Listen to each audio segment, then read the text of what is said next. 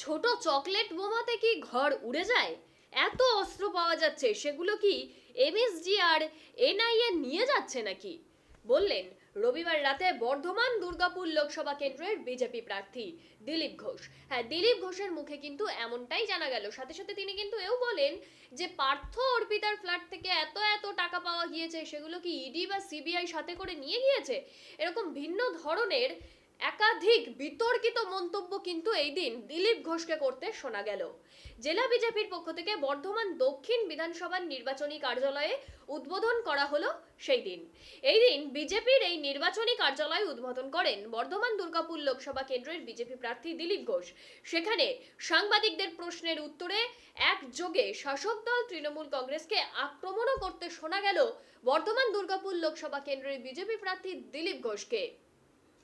पटाखा फोड़ने से घर उड़ जाता है, स्टेशन उड़ जाता है। जो जमीन के नीचे हथियार मिल रहा है वो क्या है? आज बोलते कि ईडी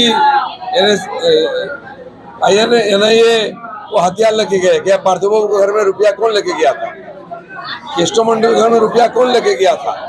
बेहुदा बातें करने से कुछ नहीं होता। एक्सपोज हो चुकी है, अब बचने कोई जगह नहीं है।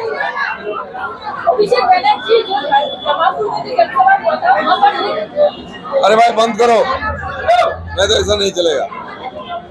एक बार ध्यान से आप लोग सुनिए, हल्ला बंद करो, नाला में चले जाती। यहाँ पर जमालपुर में जनसभा में ये कहा कि जो भी वोट देंगे टीएमसी को, उनको अकाउंट का ये जो जाल है ये सब खत्म होने से पहले आवाज जीतने के लिए पैसा डाल दिया जाएगा, ये टोक दिया गया है। क्या कहेंगे? इतने साल तो क्यों नहीं दिए? किसने मना किया था? जो दिल्ली से पैसा आ रहा है वो सब लूट लिए। आप जब पकड़ा गया, बंद हो गया, हिसाब मांग रहे हैं, तब दिया जाएगा। कब तक ये सब बेवकूफ बनाएंगे लोगों को? अगर देना है तो दे ही दो ना। आप देने वाले नहीं है, लेने वाले हैं। आपके दौरान ऐसा कह रहे हैं और टीएमसी के वोट देने के लिए कह रहे हैं और ये लुभाया जा रहा है, क्या कहेंगे इसके बारे में? नहीं तो लुभाते हैं ना, 500 रुपया, 1000 रुपया, ये सब बोल के करते हैं। लेकिन लोगों की जिंदगी में परिवर्तन लाने क्या कर रहे हैं? जैसे कि मोदी जी ने 25 करोड़ लोगों को गरीबी सीमा के ऊपर ले आए, घर बार शौचालय से लेकर अनाज सब देख रहे हैं। उन्होंने कौन सा ऐसा काम किया जिससे कि लोगों का जीवन स्तर में परिवर्तन हो? कुछ नहीं है। लालच देके, घूस देके, और ये चुनाव पार का नहीं नतीजा। चुनाव के बाद बोलते हैं कि पैसा खत्म और कुछ नहीं देंगे। लोग जान गए हैं अभी कुछ नहीं होने वाला। बोलो। 26,000 শিক্ষকের চাকরি বাতিলের সুপ্রিম কোর্টে শুনানি সম্ভাবনা আছে। কোর্ট কি করে ওটা নিয়ে বলার কিছু নেই, যেটা বলে দিচ্ছি ওটা সামলাতে বলুন।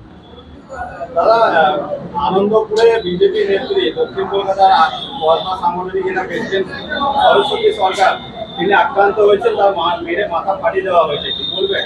বহু জায়গায় হচ্ছে, আমাদের এখানে হচ্ছে, দুর্গাপুরে পরশু রাত্রে হয়েছে, পার্টি অফিসে ঢিল মারছে। আমরা বেরোলে পার্টি অফিস থেকে গো ব্যাগ, কালো পতাকা দেখানো হচ্ছে। টিএমসি ঢুকে গেছে ভিতরে, ওই কিছু কিছু জায়গায় আছে, ওখানে একটু দেখাচ্ছে আমরা আছি। ওই সাপের কোমর ভেঙে দিলে লেজটা নড়ে না, এখন তাই অবস্থা। বাগুইয়াটিতে তৃণমূলের গোষ্ঠীদ্বন্দ্বে তৃণমূলের এক কর্মী তাকে পিটিয়ে খুন করা হয়েছে। এখন আগে অন্য পার্টির লোককে পিটিয়ে খুন করতো, এখন সে দম শেষ, পাবলিক জবাব দিচ্ছে। এখন যত গুন্ডা বদমাস পার্টির মধ্যে ঢুকেছে, নিজেরা মারামারি করে হচ্ছে। এই গুন্ডা বদমাসরাই এখন তৃণমূল। পশ্চিমবাংলার মানুষ এটা জেনে গেছে যে পাড়ায় পাড়ায় শাহজাহান, পাড়ায় পাড়ায় আনারুল শেখ, তো তাদের থেকে বাঁচার জন্য লোকে বিজেপিকে বদ্ধ বলে ভোট দেবে। হাসনাবাদের দিলীপ দাস বিজেপি কর্মী, ওনার বাড়িতে একটা বিস্ফোরণ হয়েছে। স্থানীয়রা যেটা অভিযোগ করছে যে দিলীপ দাস বাড়িতে ছিলেন না, তাকে ফাঁসানোর জন্য বোমা রেখে ফাঁসানোর চেষ্টা করা হচ্ছে, কি বলবেন? পুলিশের তদন্ত করা উচিত, কারণ বোমা বন্দুকের কারখানা বা কালচার আমাদের নাই। আমরা বোমা মুক্ত, বন্দুক মুক্ত, হিংসা মুক্ত বাংলা চাই, চেষ্টা করছি। বিভিন্নভাবে বিভিন্ন ঘটনায় জড়িয়ে আমাদের কেস দিয়ে ভোটের আগে কর্মীদের বাড়ি ছাড়া করা, অ্যারেস্ট করার চক্রান্ত চলছে। সেইটা কিনা পুলিশের তদন্ত করা উচিত।